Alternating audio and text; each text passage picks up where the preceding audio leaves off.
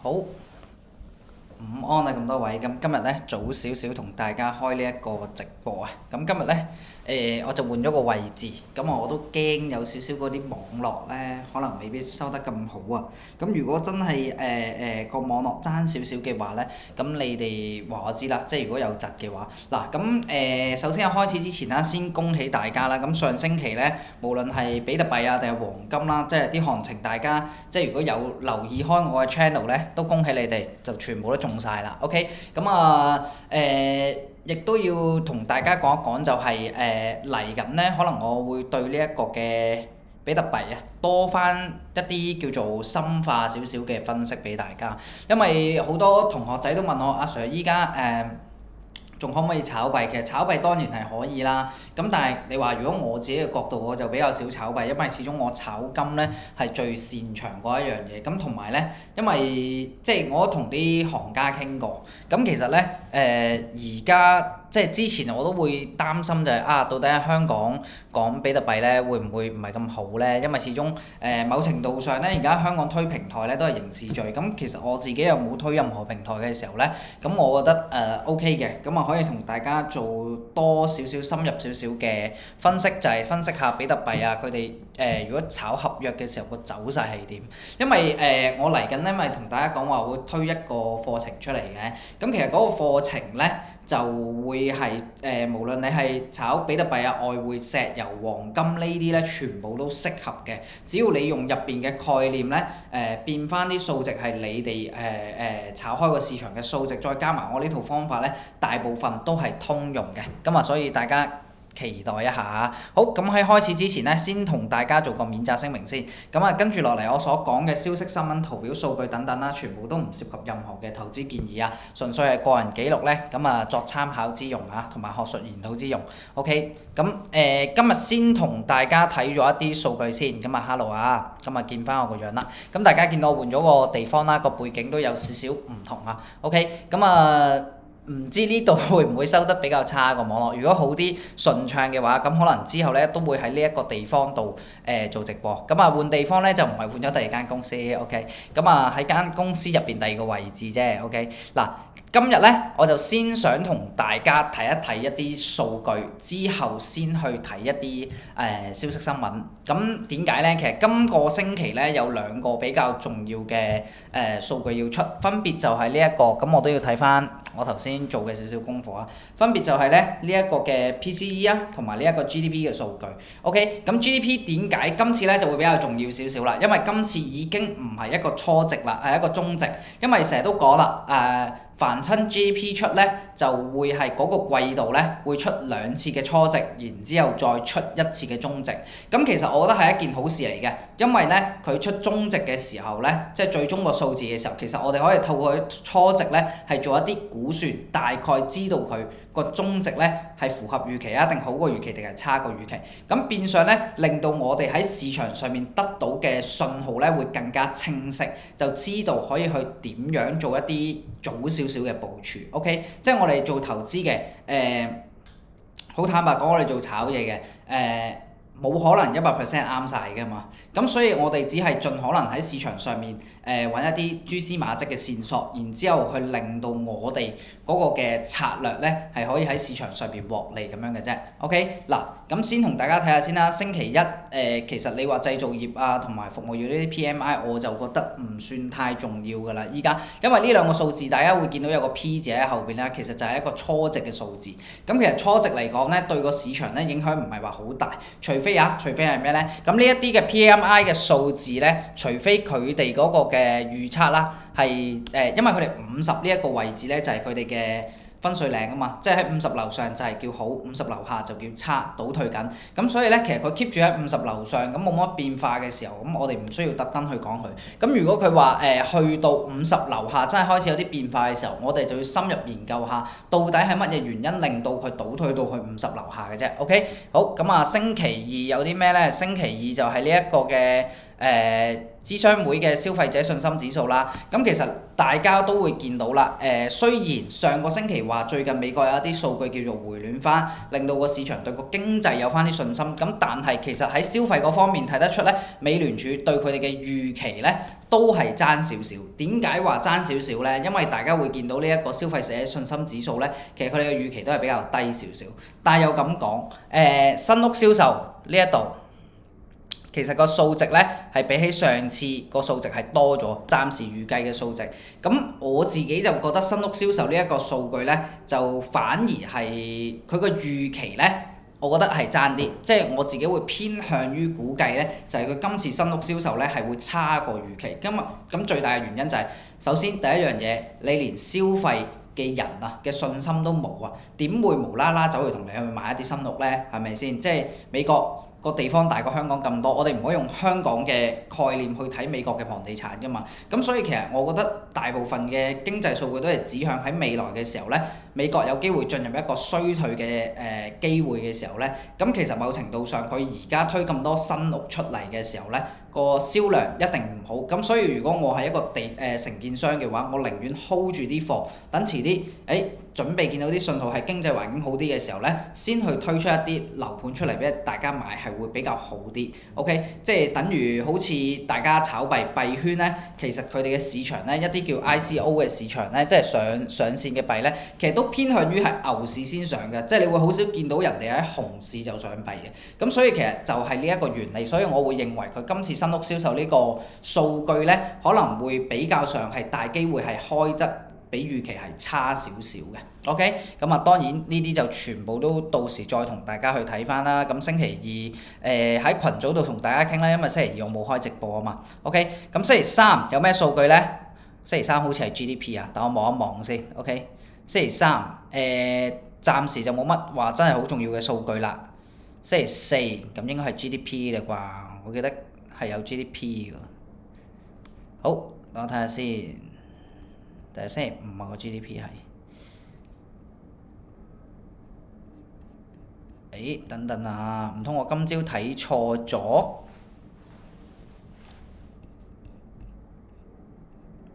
我揾翻個 GDP 出嚟先。哦，呢度星期四。差啲以為自己睇錯咗。即係 OK， 好，咁星期四咧個 GDP 咧亦都係夜晚8點半出㗎，飲啖水先啊，不過。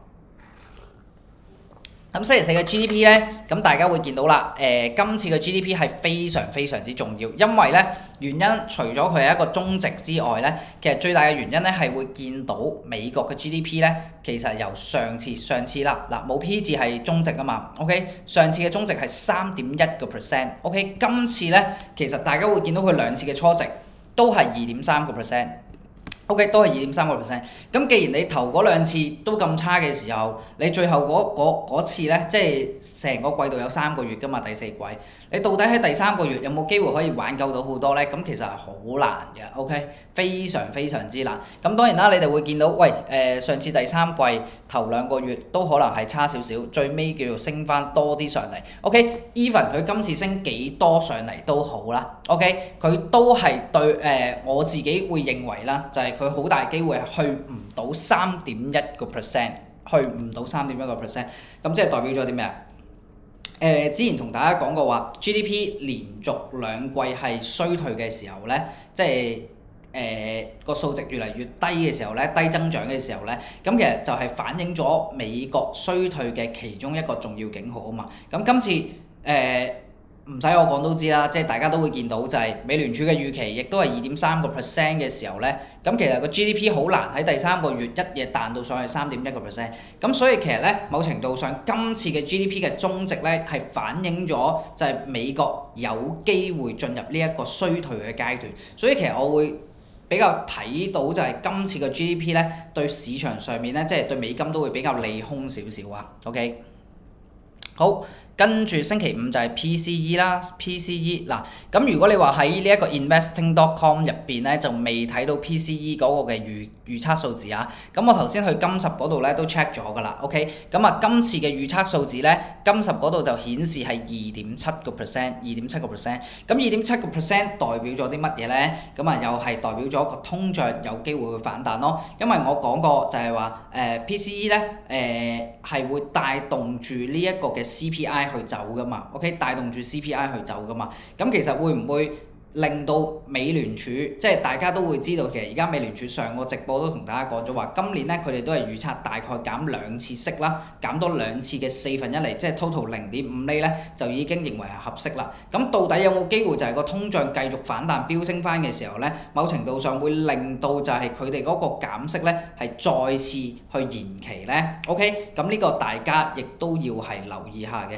咁但係佢今次咧其實預計2.7%咧，咁又未必一定係出到去2.7% 嘅，咁佢有可能係持平，去翻2.6% 就已經係 OK 啦。咁如果佢係2.6% 嘅話咧，反而咧係會利好咗呢一個嘅減息，因為點解咧？個通脹冇反彈啊嘛，即係代表咗特朗普嘅貿易關稅啦 ，OK， 咁啊同埋而家佢哋縮表嘅經濟政策等等啦，都唔會話再刺激到個通脹嘅時候，就可以再加一啲新嘅措施，即係本身嘅措施冇令到佢變壞到 ，OK， 冇令到佢冇變化。咁係咪即係本身嘅措施已經係穩定咗，然之後就可以加啲新措施，再睇下可唔可以點樣壓低個通脹呢？咁所以大家要留意住呢一個數據啊，因為呢個數據呢係CPI 嘅叫做領先指標啦。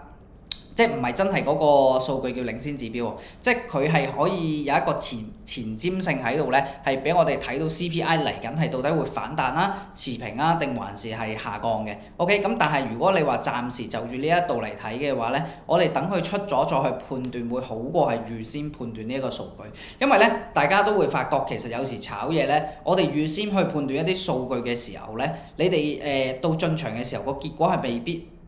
好似你理想咁嘅 ，OK， 咁但係其實有時啲數據我哋係要等佢公佈完之後 ，OK， 佢公佈前，即係譬如好似 GDP 咁樣，喂，公佈前大家都知道佢衰緊㗎啦，一定係倒退㗎啦 ，OK， 一定係差過上一次㗎啦。咁其實我哋可以及早做定準備。咁啊，譬如好似 PCE 咁樣，死啦，佢預期係2.7%，咁其實佢有機會2.6、2.8㗎嘛，未知嘅時候，咁我哋就不如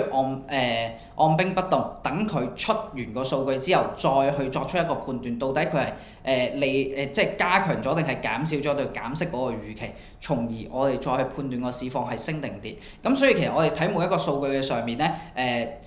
因為我哋做嘢係真係要喺市場上面揾到一啲 support 我哋嘅理據咧，先好走去做。如果個理據唔係話好夠清晰嘅話咧，咁某程度上我哋會有啲薄嘅成分嘅。OK， 咁所以大家做 trade 上面就要留意住呢啲啦。好，咁跟住就同大家去睇一睇今個星期嘅一啲新聞啦。咁我揀咗2單出嚟嘅，咁一單咧就係一啲知識嘅分享啦，咁不如分享咗啲知識先啦。咁其實呢一度咧就講緊美聯儲咧喺2024年咧 ，OK 就虧損776億美金，咁但係佢2023年咧就係虧損咧就係1143億，咁其實呢一次咧。即係上年2024年輸呢700幾億嘅話咧，其實就已經係成個美聯儲第2大嘅巨額虧損啦。OK， 咁到底美聯儲係點樣虧損嘅咧？嗱，美聯儲嘅收入咧，其實就係分別佢哋嘅好簡單。美聯儲係決定啲咩？大家要諗一諗先，利率啊嘛。美聯儲係咪亦都係發債嘅一個地方先？OK， 一啲短期債券、長期債券全部都由美聯儲嗰邊發出嚟㗎嘛。咁大家有冇印象？我之前同大家講過一樣嘢叫咩咧？睇一睇幅圖，睇下你哋知唔知先。OK， 有冇人認得呢一幅圖啊 ？OK， 呢一幅就係講緊美國嘅孳息率倒掛嘅圖表。大家可以留意到，凡親美聯儲蝕錢嘅時候咧，個孳息率嗱呢一幅圖咧，等我睇下睇唔睇到我個箭嘴先。OK， 你哋睇唔到我箭嘴喎，原來 OK， 中間0字呢條黑色線，0嘅呢條黑色線咧，最深色嗰條咧，中間打橫呢一條啊 OK， 大家會見到喺23年啦 OK， 22年尾嘅時候咧，開始咧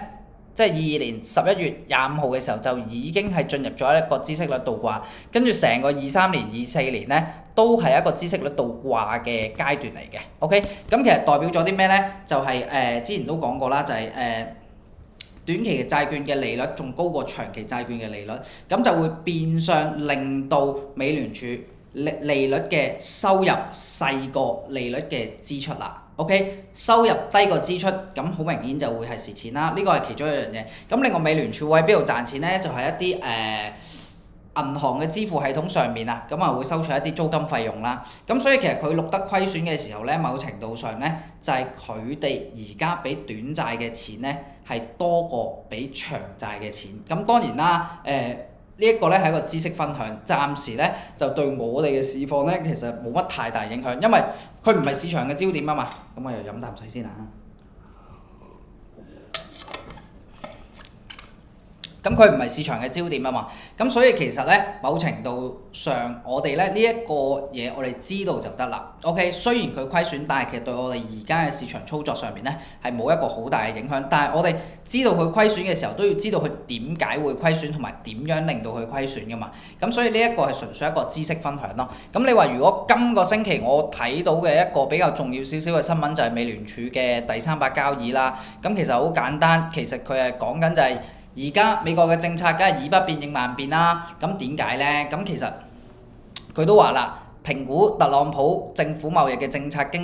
經濟嘅影響咧，唔係一件容易嘅事啊。OK， 所以而家咧係判斷呢個關稅對呢個通脹嘅影響咧，亦都為時過早啊。咁亦都見到勞工市場咧係比較穩健，同埋通脹咧仍然係高於局方嘅2%嘅目標。咁所以考慮到前景咧係高度不確定，高度不確定呢個係重要啦。OK， 咁美聯儲目前咧就係覺得佢哋嘅政策啱啱好，咁即係正如我頭先所講咯，以不變應萬變。OK， 咁佢哋未必會加啲好多新嘅政策，就算加都好啦。你會發現美聯儲其實由之前到依家已經冇再去加啲新嘅政策落去啦。咁新嘅政策全部係邊個搞出嚟㗎？都係特朗普搞出嚟嘅。嗱，咁我之前亦都講過啦，就係話美聯儲嘅經濟政策做唔到，即係佢哋之前話要 CPI 跌到落2%先去減息，咁最後尾冇去到啦，就急急腳減息啦。咁所以其實講翻頭先嗰個孳息率倒掛先，咁其實佢哋而家咧美聯儲如果唔 keep 住去減息嘅時候咧，某程度上孳息率倒掛咧亦都係會繼續出現嘅，因為孳息率倒掛咧通常都係喺個國家高利率嘅時候就會出現啦。OK， 好，咁呢一度咁其實我會想講啲咩咧？最主要就係大家都而家美聯儲咧，好似個窗口係幾一致，就對住特朗普。咁大家都已經就係話搬晒特朗普，擺晒佢上台㗎啦，就係話唔知喎，特朗普嗰啲政策點樣影響到個市況，我哋未評估到㗎，好難評估㗎咁樣。成日都會講呢一啲説話出嚟。咁其實點解咧？咁如果你係美聯儲嘅時候，你23、24年都做到虧損嘅時候，你想唔想去孭呢一個責任啊？即係我成日都講話。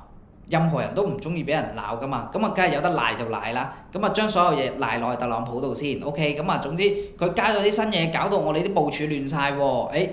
總之唔關佢事都話佢噶啦 ，OK， 所以其實大家要留意到一樣嘢咧，就係我相信美聯儲咧喺呢一個減息嘅動作上面咧，咁其實佢哋已經都講咗就係話今年減2次1/4厘，即係最多係加埋0.5厘咧，係比較合理嘅時候咧，我認為聯儲局喺今年咧對於減息。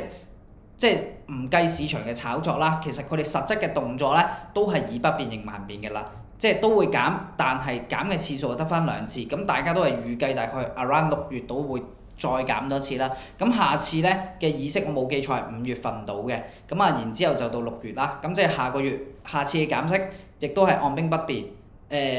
即係啦，咁然之後去到6月咧先開始正式減翻息啊，咁所以大家要留意呢一啲嘢。好，咁睇一睇市場上面嘅圖表嘅分析啦。今日好啦，同大家做埋呢個周線圖分析啦。好，嗱，美金上個星期咧同大家講咗咧會有機會反彈少少啦。咁但係咧，其實你會見到咧，美金呢一度咧，咁雖然係上個星期啲數據比較回暖翻少少啦，但係今個星期咧，我頭先望數據嘅時候咧，就會見到就係諮商會個消費者信心指數啦，某程度上會削弱咗少少上升嘅動能，同埋大家會見到咧，其實佢呢一個嘅反彈啦，OK 呢一個嘅反彈啦，對比起你呢一個嘅下跌深度咧，其實係真係好皮毛嘅嘢，即係都唔算係反彈啊，最多其實可以叫做係佢緩和咗個跌勢。咁但係美金會唔會繼續去下跌咧？咁其實我認為美金暫時咧係會橫行住先嘅，橫行住先嘅，因為佢暫時未有太多重大嘅消息公佈出嚟啊嘛。OK，咁所以我會認為美金咧可能會大概 around 喺104.330啦。至到去呢一個底位啦，OK 103.732附近咧橫行住先嘅，咁就唔會話有太大嘅幅度啦。所以我今個星期我會判斷美金咧係會比較上係窄幅上落會多少少，因為你但係如果你話真係夾硬要俾個方向嘅話咧，我自己會睇美金會偏弱多啲，偏弱多啲。咁點解會話偏弱多啲咧 ？OK， 咁其實下邊有個大位，我覺得佢可能有機會會試一試。最大嘅位置就係102.4，咁啊好簡單啦，大家睇開我直播都知道，通道底再加埋呢條200天嘅移動平均線 ，OK， 呢一個係一個比較大嘅位置 ，OK， 比較大嘅位置，同埋大家會見到咧，就係之前呢一個跌勢，佢反彈上嚟咧，就係呢一個位置啦。OK， 咁畫條橫線算夠橫啦，咁大家會見到就係呢個位置係比較上會有 support 咯。OK，咁最主要原因點解會睇佢係今個星期咧？如果真係要去睇個方向出嚟嘅話，係點解係睇跌咧？其實好簡單，就係因為佢哋嘅 GDP 顯示咗佢哋係一個倒退嘅情況啊嘛，再加埋呢個消費者信心指數咧，都係會偏向咧就係預期係弱少少啦。OK，咁啊當然如果你話 PCE 係持平，甚至乎係低過2.6% 出嚟嘅結果嘅話咧，咁啊會更加利空咗個美元，因為點解咧？會令到加息嘅預期係高咗啊嘛。咁其實暫時即使你話 PCE 真係反彈到去2.8%、2.7% 都好啦，其實我認為佢唔太改變到就係而家美金嗰個跌勢咯。所以其實美金暫時我都會睇就係跌勢係不變。但係爭在佢會唔會橫行好耐咯，所以今個星期我自己覺得美金會有機會試一試102.4嘅位置 ，OK， 咁啊睇一睇個日線圖先啦，美金，好，日線圖，嗱，日線圖嚟講咧，美金咧亦都係啦，睇住呢條橫線就得啦，104.35啦，咁其實大家都會見到104.35咧，亦都係通道嘅頂部啦 ，OK， 綠色呢度通道嘅頂部啦，咁所以美金我相信而家暫時都算係一個高位，咁其實美金咁弱嚟講咧，對我哋嘅比特幣同埋呢一個嘅黃金嗰方面咧，都會有一個好處存在，即係叫做起碼跌都唔會跌得咁犀利，未必會升，但係黃金同比特幣未必會跌得咁犀利先 ，OK， 咁所以我都會判斷個美金咧，其實應該某程度上喺呢一度咧係會見頂，因為見頂係短期嘅頂，唔係長期嘅頂啊！大家會見到其實佢呢一度啦，最後攻陷咗落嚟反彈。OK， 再反彈多口，咁其實佢成為咗一個 W 底嘅，咁成為咗一個 W 底，你呢一個位置如果上到嚟，佢真係 hold 住咗就會變咗個雙頂，因為加劇咗佢呢一度嘅阻力咯。咁其實呢一轉嘅美金可能上到嚟呢一度咧，因為佢嘅上升動能已經係不足啊嘛，咁就會慢慢跌翻落去。只要佢跌穿埋大概103.3呢個位置咧，咁啊繼續跌啦。咁呢一度咧就可能係會分析嚟緊嗰幾日啦，就唔係話淨係今日嘅。OK，咁所以比較重要嘅位置大家記低104.35係佢嘅頂位。OK，咁啊最重要其中一個位置係103.3跌穿咗就會急瀉落翻去我頭先周線圖講個位置，就係呢一個位置啦。OK，就102.4附近，102.4附近。好，咁同大家睇一睇個比特幣先。嗱，比特幣上星期已經同大家講咗，話有啲機會喎，83,000附近有啲機會喎。OK，咁啊佢落到最低嘅時候咧，我上星期五講嘅，佢落到最低好似83000頭啊， 83,100附近到啦，83,200附近啦，OK，咁其實真係反彈咗上嚟啦，但係佢未去到我哋想要嘅位置，就即係87,000樓上去企穩啦。咁啊，今個星期有機會可以望一望87,000嗱，咁喺周線圖會見到咧，其實最大嘅陰燭咧就係呢一支啦。咁其實計數機都攞埋啦，同大家即場計一計啦，OK，等我計一計先啊。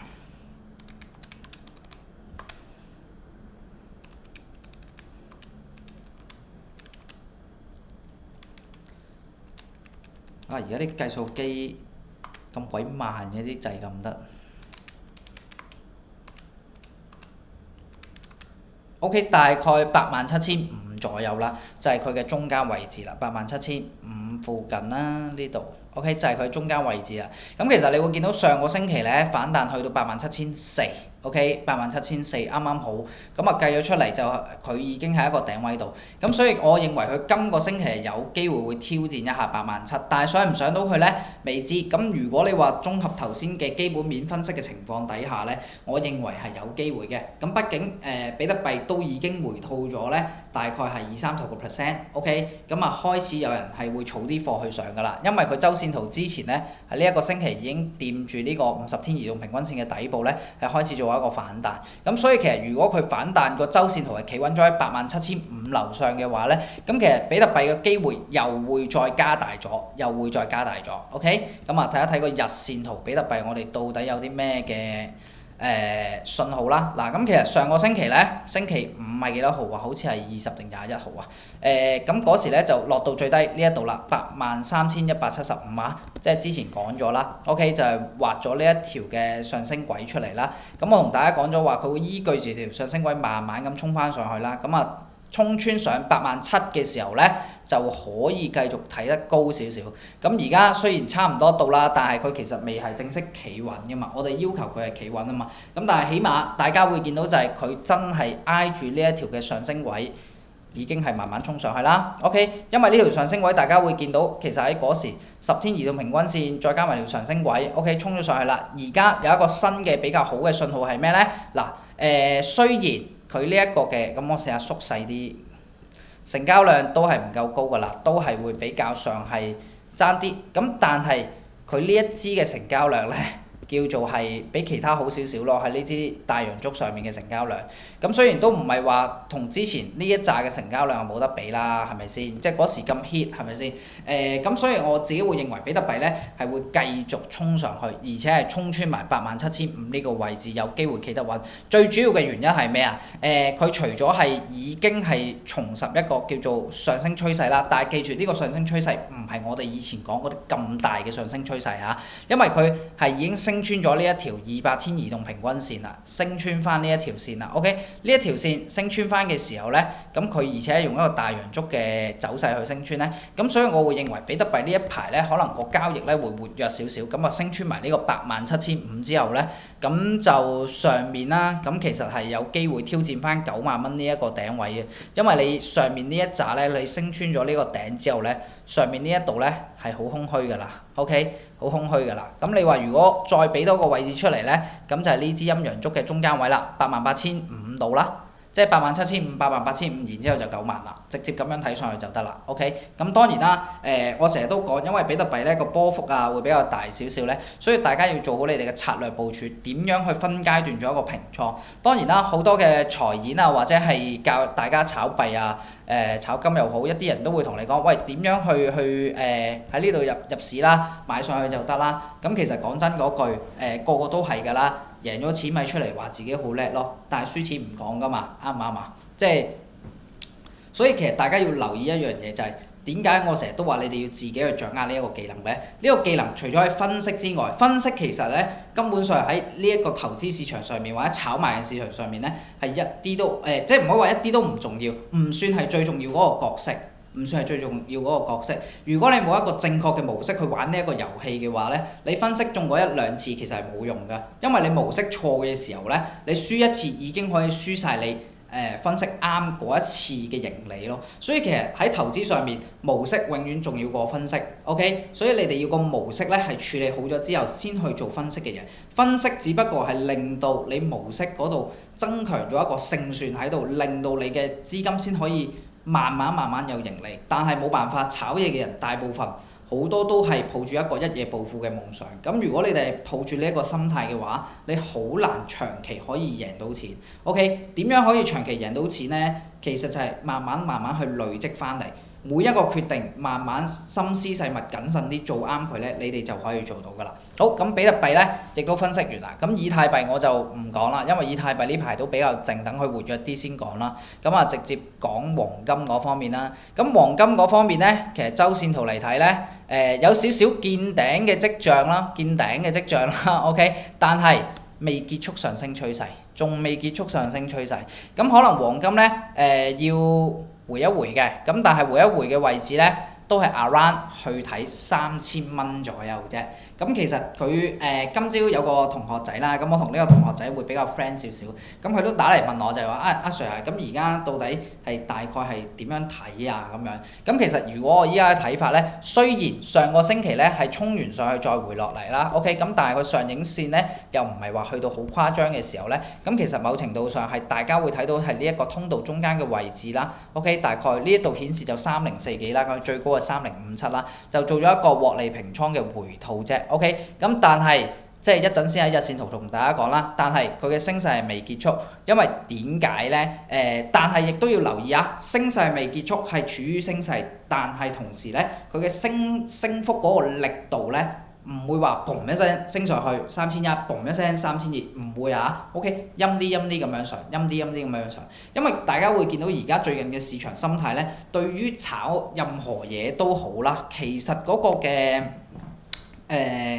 心態都會係比較謹慎同埋小心少少，即係冇以前咧啲人咁放縱，就係咪都撳入個市場就得啦。咁所以我會見到就係個跡象就係成交雖然冇以前咁高啦，咁但係慢慢累積出嚟嘅啲升幅係，咁所以其實我都會判斷就係有冇機會破多次頂咧 ？OK， 咁其實我認為係有機會破多次頂，咁亦都會預計就係個黃金咧係會升到去3100度啦，唔係今個星期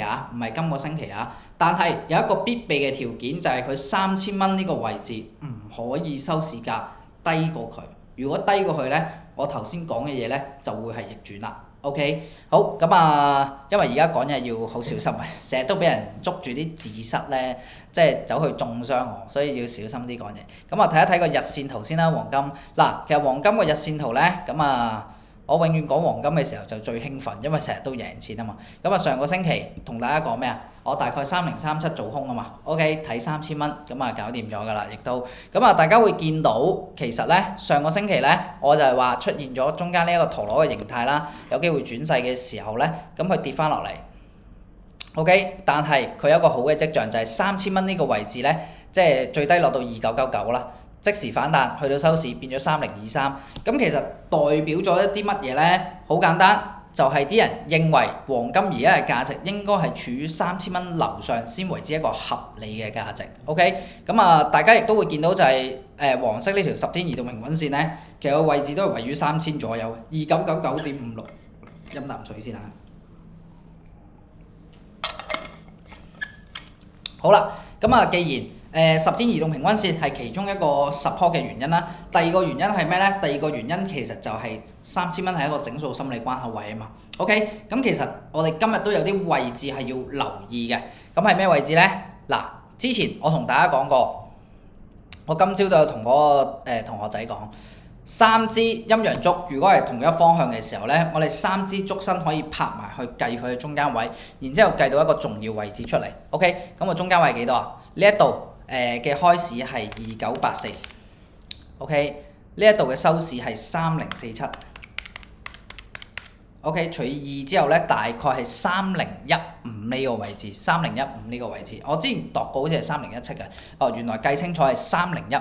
咁其實3015呢個位置我計完出嚟有啲咩作用咧？喺日線圖上面，3015呢個位置咧，盡可能都唔穿得 ，even 佢真係跌到落去3000再反彈翻上嚟3015咧都好，3015呢個位置咧唔穿得，點解啊？因為3015呢個位置咧，如果穿咗咧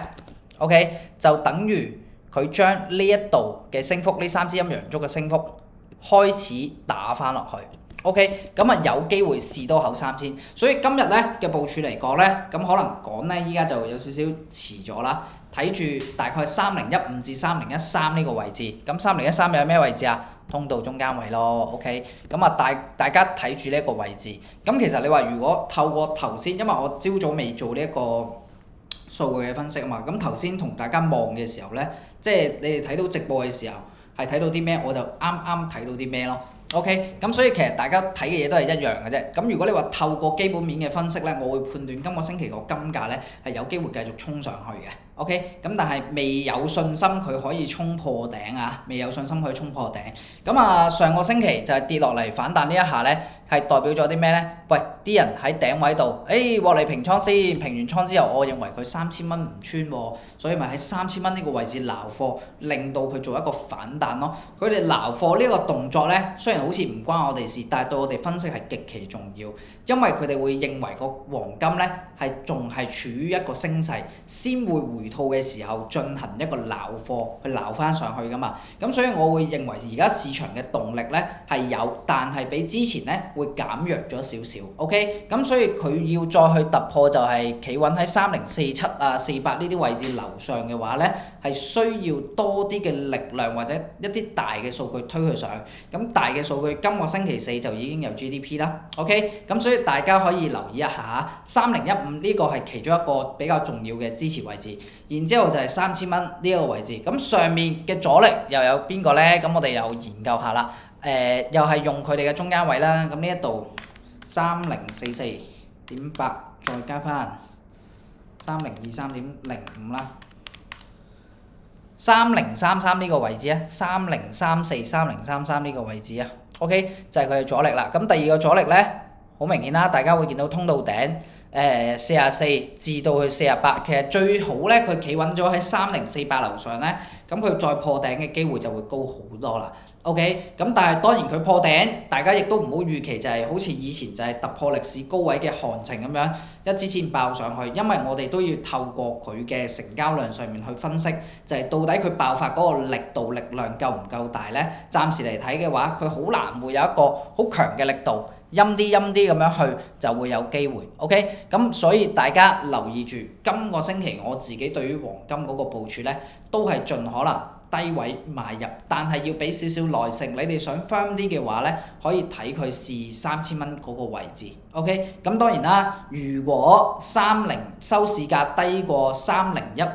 嘅話咧，咁其實咧我哋睇落3000蚊嘅機會就會大好多啦。咁嗰時咧都唔建議大家去做任何動作住，反而係做一個觀察者，就係睇佢低過3015嘅時候，會唔會就係有一啲爆發嘅嘢，令到佢連3000蚊都穿埋咧？咁但係我認為呢一個可能性係會比較細。咁你又點諗咧？如果你係有啲諗法嘅，不妨喺下邊 comment 同我哋交流下。OK， 咁啊歡迎大家亦都加入我哋個群組進行一個交流嚇。咁今日嘅分析暫時到呢一度先。咁如果你認為我講嘅嘢係幫到你嘅，幫手 like 同埋 share comment 條片，thank you 晒。